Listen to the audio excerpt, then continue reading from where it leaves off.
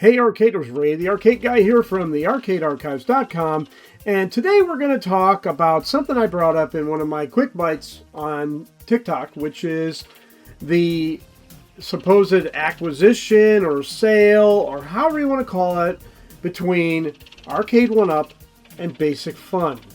Now, before we get started, let's show you what Basic Fun is known for. Most people recognize these machines just as soon as they see them. Any Walmart, any Target you've gone to, these are the Basic Fun arcade cabinets that they're known for, okay?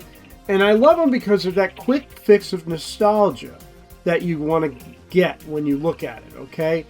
I love, well, this, first off, let me point this out. This was the very first one I bought. I'm a huge Joust fan, so of course I had to have the Joust when it came out brand new. And it utilizes the NES ROM, which does not bother me at all. I know there's a lot of people out there who want the arcade authenticity, and that's fine. But when you're talking about like a quick game on something this small, which is hard, by the way, it's not easy to play on this thing, you're good with it. And it brings back that nostalgic feel of when you were a kid, and they really nailed it on some of their earlier digital display ones like Pac-Man and whatnot. They were going after that Coleco vibe, you know, trying to match that. And then they added the, you know, screen with the actual ROM in it. I think these nail it perfectly as far as what you're looking for. I have a stack of these on my shelf in my game room. Sometimes I turn them on just to kind of, you know, get that nostalgic buzz going in the room. These are perfect. That's what they're known for, okay? Now, Arcade1up, we all know who they are. They've been around now, what, 10, 12, 13 years. They've hit a major stumbling block, in my opinion. Again, all of this is my opinion. You have your right to your opinion, and that's fantastic. But what they've really gotten themselves into is kind of a stumbling block. And it all comes down to licensing. All right? It costs a lot of money to license Namco products, okay? I worked for a company that licensed Pac-Man. Pac-Man by himself, back in the day, literally cost $10,000 a year just for the license to say I can distribute Pac-Man by itself, nothing else. You had to make your nut, which meant, okay, if I'm building arcade cabinets with Pac-Man on them, I've got to fabricate. I've got to have material costs. I've got to have employees. I've got to get everything wired up inside that cabinet. Maybe I have my own proprietary software and hardware to run that game, okay? It all adds up. Then on top of that, now you are committed to that licensing fee, whether you like it or not. It's coming out, okay? That's a problem. That's a huge problem that they've dealt with forever, okay? Namco was probably one of their first licensees, you know, and they've built an empire off of Pac-Man. But the problem is, you're giving us the same product now over and over and over. You are getting basically two different Pac-Man games. Miss Pac-Man, but if you look at, this is their website. This is what they're offering right now. You have the Mortal Kombat, you have the Class of 81, you have the Pac-Man, you have the Fast and Furious, and you have Time Crisis. That's all right now. And this was a company that diversified itself for many years and did different cabinets. I mean, they did an Outrun, they did Dragon's Lair, but all of that comes at a cost. The licensing, the hardware you have to design. We all know about the story of Dragon's Lair, how they wanted to release this cabinet and everything was great until the day they said, you're going to use your phone as the scoreboard. That's where everybody had a problem. So then they nixed that idea, took another year and a half to develop the digital display that's used inside that cabinet now, okay? That's why it costs money to do this stuff. You know, they got into the kid cabinets, which I thought were really cool. If you've never seen one, let's see if I can pull one of those up for you. They're plastic, but they're fun because they're just for little kids. They're for little kids that you know, bang on stuff all day long, so they're designed for a little rough housing. I really was thinking about getting one for my grandchildren. I haven't been able to find one lately, but let's see, Arcade1up, Pac-Man, Kids Cab. We'll try that, see if it comes up. Well, bam, there it is. Okay, so let's see if it'll actually pop up. This is running very slow today, guys. I'm very sorry. I don't know why. But this is what they were selling, which I think is incredibly cool. And it's that bang around, has the little screen, allows them to play Pac-Man. I think Galaga's on there as well. And my grandchildren, just like my children before them, grew up on classic video games. So they go nuts for this stuff. When they come over to my house, my oldest grandchild loves Cubert, so she's playing Cubert all the time. And this is something that they should have focused more on as well. But I think they kind of spread themselves thin with the licensing. Now, I did notice this one. This is more of like their Pixel Bash from Namco. It has the same titles, just a different layout. I don't like how they're going with the flat screen again. Like my Pac-Man 40th lays down a bit. It's not so concave, like it's sitting straight up. I'm not a fan of that because then it's right in your face. But you can see it has all the same stuff on it. Now, we've gotten a lot of these arcade cabinets in the past from them. We've gotten the Pac-Man Plus, which, by the way, if you haven't seen it, it's really cool. They modeled it after the Bally Midway Cabaret style, and I can pull that up as well to show you. But, you know, done Super Pac, Pac-Mania, Dig Dug, Galaga, Galaxian was part of Galaga. Galaga 88 got its own cabinet, as well as Pac-Mania, which I thought was really cool. But they should have hit that harder by doing and diversifying more cabinets in the Namco library. That would have made it even bigger. And another feature that I think should have been put on here as well, say for example you have a Pac-Man cabinet. You don't want to play the rest of those games. Allow us to shut them off. That way you have a legit Pac-Man cabinet by itself. Good to go. Okay? Now, if you have not seen a Mappy cabinet, for example, this is what a Mappy cabinet looks like. It is probably one of my most favorite classic arcade cabinets of all time. I love this machine. They could have easily taken their Pac-Man cabinet and slapped this on top and added an extra price for that, and that would have sold like hotcakes. You know it and I know it. That whole yellows and reds and cartoony characters, that would have sucked you in and held on to you tight. And you could have done all the same games in the cabinet. You could shut them off, make it just Mappy. Everybody would have been happy with that. I'm telling you right now. You know, you could have gotten into other stuff like King and Balloon. Now, that's a very interesting game because I don't think it got an American release at all. And the closest we got was this cabinet from GDI, which, in fact, they could have replicated that as well. They could have made their Pac-Man cabinet, keep it yellow, done the striping, the little diamond, add the artwork. Bob's your uncle, now you have a King and Balloon cabinet. Okay?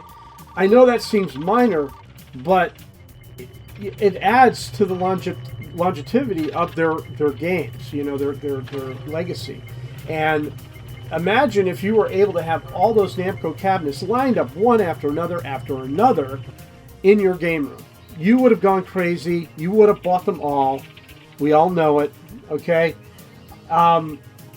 That, I think, is what the problem is with Arcade1up. I mean, you can go into the Mortal Kombat, which is insane because here's one they should have done. Wizard of War, for crying out loud. If you had given me a Wizard of War / Gorf cabinet, I would have given you any amount of money for that, you know. Let's pull up a Wizard of War cabinet. And just to show you what it looks like, okay, this is it. They could have nailed this one with no problem whatsoever. But they chose not to, which is insane. I don't know what it did there, but we'll get out of that one. Okay. So let's click on this and let's see if we can get it to pull up. There we go. So they could have done this easily. All right, simple off-white cabinet.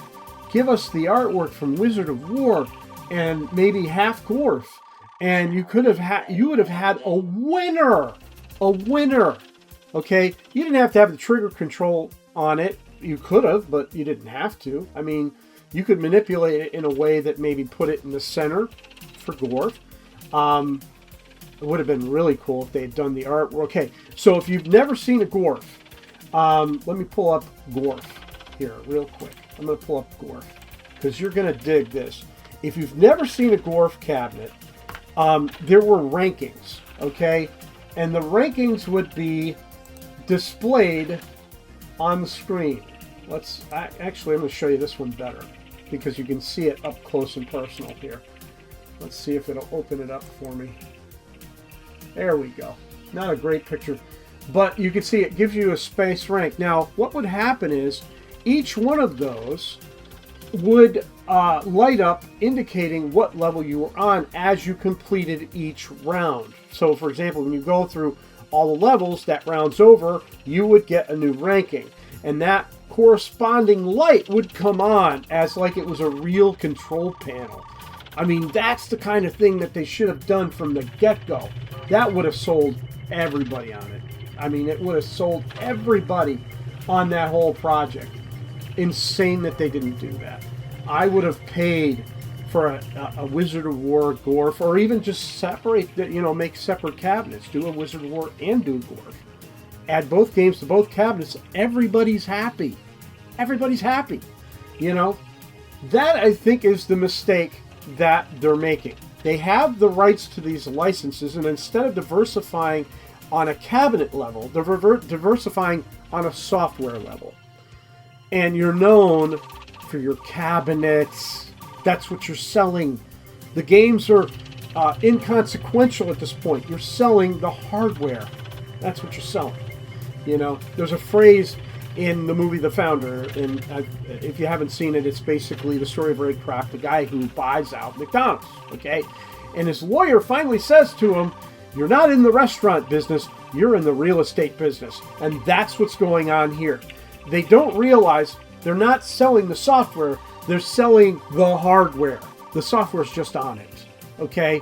That's the problem they're having with this whole demographic. Now you're adding in Basic Fun. Now, Basic Fun, they're known for these cabinets, these mini cabs, but they also do, and I do not know why they do not have them on their website, but if we go to, let's go to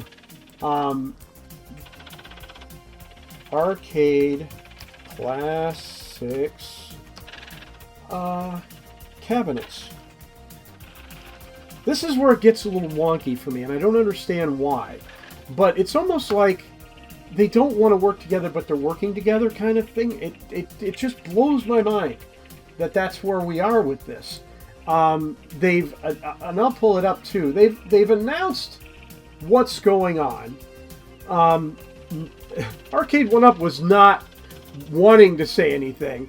They kind of backed off for a day or two, and then they finally announced that, hey, yeah, we're doing this, whether we want to or not. They would never honestly say to you why, but Basic Fun has been building cabinets for the last couple of years, and this is their centipede. Now, the first thing you're going to notice is it's not thin. Now, if you notice on the newer Arcade1up cabinets, they're thin, okay? I don't like that. They could topple easy. There's nothing, they need a little girth to stand up.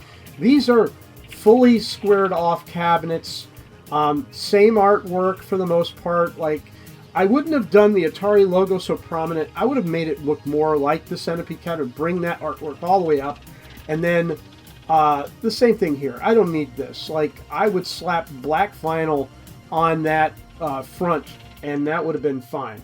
But they nailed the bezel. They nailed the control panel. The joystick, not a fan of where it is, but it is what it is. You could use your left hand, which is fine.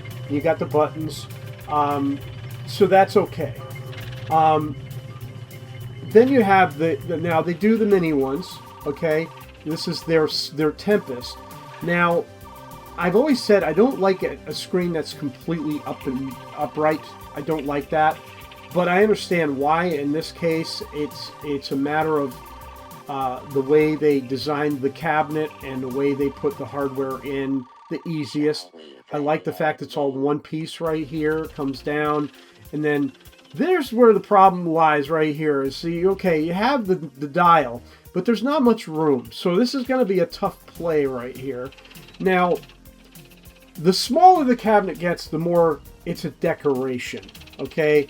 Like this, okay? You're not playing on this all the time. This is a decoration, okay? You know it and I know it. This is going to go on my shelf. This is like I have it in my collection and I'm showing it off. But when you're talking about something like this, that's what it's really, you know, quick game, quick fix, but you're really after the bigger arcade cabinet. Maybe I would have made that dial smaller. Let me see if I can pull up the mini centipede just to give you an idea the difference between the two here. Let's see. Let's go down. Here it is. Okay, just to give you a difference. Okay, so obviously no joystick, no joystick involved. Mini trackball, which is very cool. I think that's, you know, if it. And here's the problem with these joysticks. Okay, or control XY controllers. Okay, they're analog. The problem is when you're using an encoder wheel. Okay, if it's built cheaply, it's not going to work well. Okay, Arcade1up learned that right from the get-go. When they built their first trackball, it was garbage, and people complained. Their dial, even worse. Okay, so if maybe they learned from Arcade1up's mistakes, or you know, they're working with Arcade1up on these cabinets and nobody knew it in the background, which could be the case. They may have worked out the bugs here. Okay, now I will say this. I like this cabinet a lot more than the upright. First off, the artwork is more prevalent all the way up and down. I love that we have all the artwork here. It's still an up and down screen. Not a fan of that, but I understand for the form factor. This is what they're working with. This is where they designed it.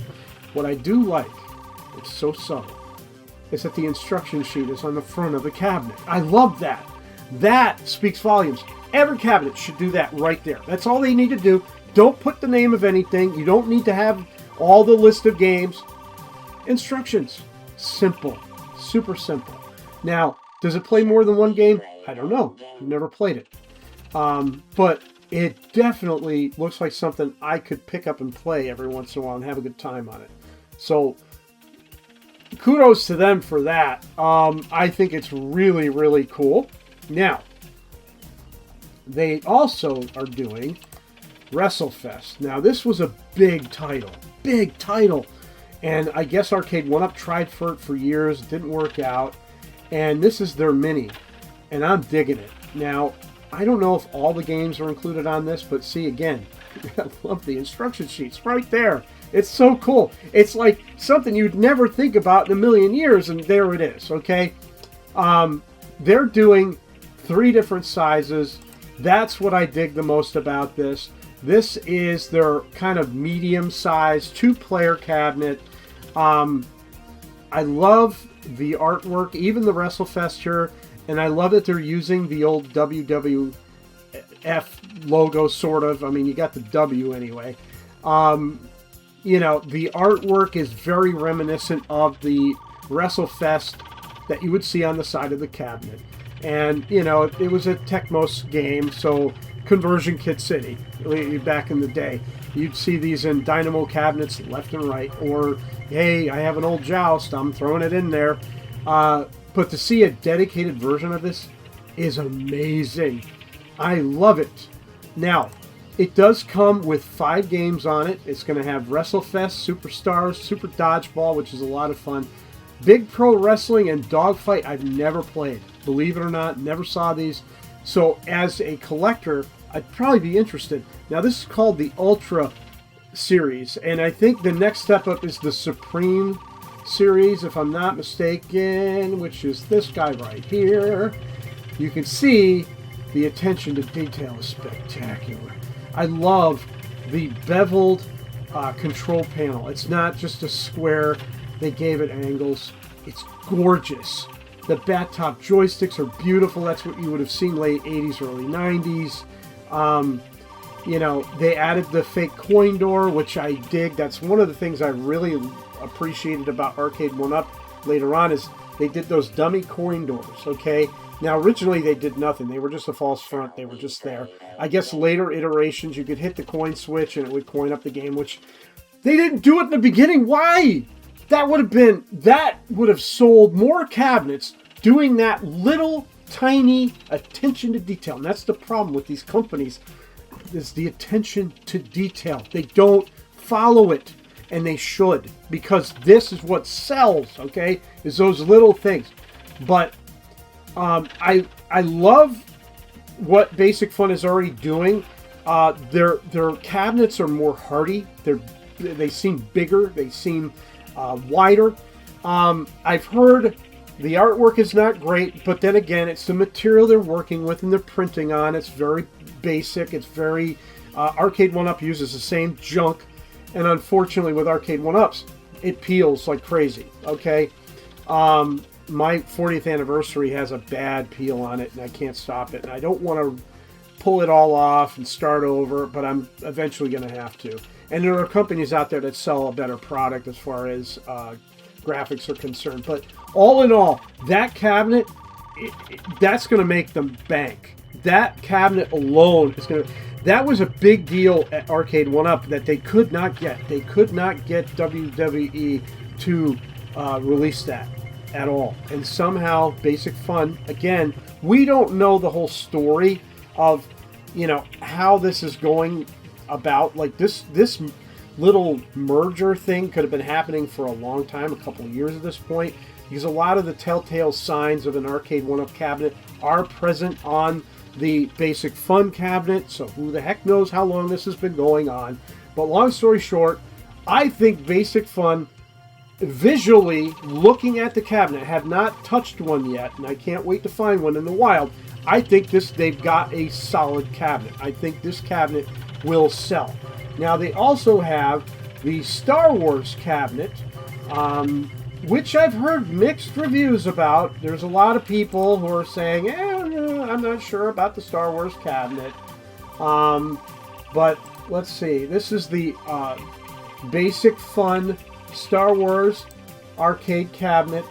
I don't see a problem with it. I like it for its minimalistic look. This screams early 82 or 83 with the very simple angled lines going up and around and back down again. Again, the instructions right in the front. That's the moneymaker right there. The only thing they should have done is eliminated this Return of the Jedi thing here. Coin door, bang, right there. That would have sold it for me. Now, here's where I think that Arcade1up and Basic Fun have been working for a while. And I could be wrong on this, and if I am, please, in the comments, I need to know. Now, from what I gathered when Star Wars came out 10 years ago. Well, it's longer than 10 years ago. No, it's, 6, 7 years ago. Sorry, I don't know when. They had the trademark on that controller, that they were able to redesign the Atari controller that came out for Star Wars on this cabinet. But yet, here it is. Okay, now, I'm going to try to find pictures to, you know, point out like the differences between the two, because maybe there's a lot. Maybe there isn't, that they're alike. Maybe they built their own. But to me, it just seems very similar. Now, one of the things I like about this cabinet that I've said before, it pulls you in. See the depth between the monitor bezel and the edge of the cabinet. You have a gap. That gap is the portal. It's the doorway into the machine when you're playing. You know, when a screen is up in your face like this, it doesn't bring you in as well as that does. So for me, this cabinet's a winner. I love it, and it has all 3 games on it. I think this is really just a winner for me. I mean, again, I could be way off. All right, and if I am, if you've seen the cabinet, let me know. I think this cabinet's a winner, in my opinion, with what it presents, how it works so well. It's small enough that it fits in a room. Here's a room shot right here to give you an idea what it looks like. That works. To me, that works. Now, I'm not the biggest Star Wars fan in the world. Most people will tell you that. I love the original trilogy. I think they're great. So this hits many feels for me because it's the original 3 Atari games. Star Wars, the original Star Wars game was the first on-rail shooter ever. It had a destination at the end and, obstacles that mapped itself out as they got closer. It was that first, Empire went nuts with it, and it's so hard to play. And I love it, but it's so hard to play. And then Jedi was a, hyperspeed scroll fest, and I had a hard time with Jedi. So, out of the 3, I'd be playing basically Star Wars on it. And I remember collectors vividly groaning over the fact that Arcade1up was coming out with this because they felt like, could it maybe not depreciate, but people wouldn't want it because they could buy this small version, and, people laughed and said, the controls are going to be terrible, who cares, And then we've had modders who have made better, controls for these machines and whatnot. The market is there. That's the kicker. The market is there for this stuff. And I think, now that these two companies potentially are working together, I think it's going to speak volumes and could mean that, we're going to see more turnout. In fact, let me see if I can pull it up before we end this video, of the Sonic the Hedgehog cabinet. I'm not kidding.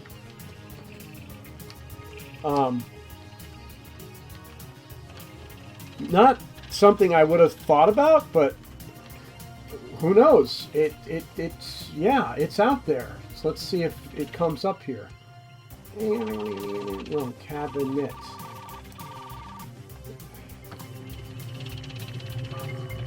There we go. Cabinet. I can't spell anymore. So at a trade show, this showed up just this week. Let's see if I can find a picture of it. And it's around somewhere. I will find it. It is here. Oh, it is. I saw it. Looking pretty bad right now. Here we go. Let's see if it comes up in this article. Let's take a look, shall we? Now, I wasn't a big Sonic the Hedgehog fan. A lot of people were, and that's fine. I'm not. It doesn't really do a lot for me. But, so basically, and it explains it quite clearly here, the acquisition of select assets from Arcade1up. So basically, they've pulled certain things from Arcade1up, not the whole thing. All right, but they just announced, and that's an ad. I don't know where the pictures are. Nothing's loading. What is going on here? I don't know. There we go. Okay. And there's no picture. Of course, there's no picture. I did see something down here. Hold on. And then, of course, everything disappears as you scroll. What else is new? And it's not there anymore. Somebody pointed out oh, here it is. The sit-down Star Wars, which I always thought was the best cabinet that Arcade1up ever did, and I regret not getting that one. But anyway, that's not what we're here for. Let's take a look and see if we can find a picture of this machine. And it was a very brief, you can kind of see it here. You can see it's got yellow T-molding, it's blue. What games are on it? Don't know yet. Probably the home versions of everything. And then I remember vividly seeing that the licensing was still in negotiation, that this is a mock-up, so it's not confirmed yet, but will be interesting nonetheless, because I've always pointed out that maybe these companies need to start looking at doing home cabinets. Like, you know, one I've always proposed that I thought would be really cool is a TurboGrafx 16 cabinet. Would be really cool. Well, what's wrong with doing a Sonic the Hedgehog cabinet? I don't see a problem with it. I think the world could diversify, you know, I think that we're in that time right now. I mean, you can look at all these little handhelds here, Sonic the Hedgehog this, Sonic the Hedgehog that. I don't think there's a problem with that. I think, you know, Basic Fun is jumping in head first on this. And I think they got a chance, you know.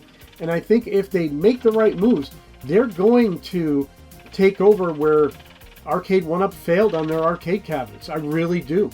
So let's see what happens in the next 6 months to a year, because I'm pretty excited about the home cabinet market right now. It's changing. There are other companies out there. But this one was really big and hit really hard for some people, because people like me who have dealt with Arcade1up and the frustration when artwork peels and this and that, and they're not willing to help you, and you know, you pull your hair out, you know, and then the quality of the cabinets goes down and the price goes up, and maybe this is what needed to happen for them, okay? And the fact that maybe Basic Fun can pick that torch up and run a little faster than Arcade1up can, and Arcade1up's cranes now and everything else. So who knows what's going to happen with all this. But I'm really hoping that Basic Fun makes a go of it, because what I've seen so far, and I'd really just love to see one in the wild, and I may shuffle off to Best Buy and see if they have one there. But I think they could make a go of this if they were smart. And so far, with WWF Superstars, they nailed it. That is a big one for them. And that's going to sell like crazy. Star Wars, Superstars is going to go. I mean, I would even say I'd want one of those. But neither here nor there for me. All right, so that's the end of it right there. I'm going to leave it in your guys' hands. Please comment down below. Let me know what you think about all of this. The acquisition, the games that have been kind of leaked out, the ones that are coming out, the build quality, you know, as a whole, what do you think of all of this? Let me know in the comments below, and please subscribe and hit that bell and help me out build this website and this YouTube channel to places I could have never imagined. I'm hoping that 2026 is the year I make it happen. And I can't do it without your help. So thanks again, guys. Keep playing like it's 1981, and I will see you the next time. Bye now.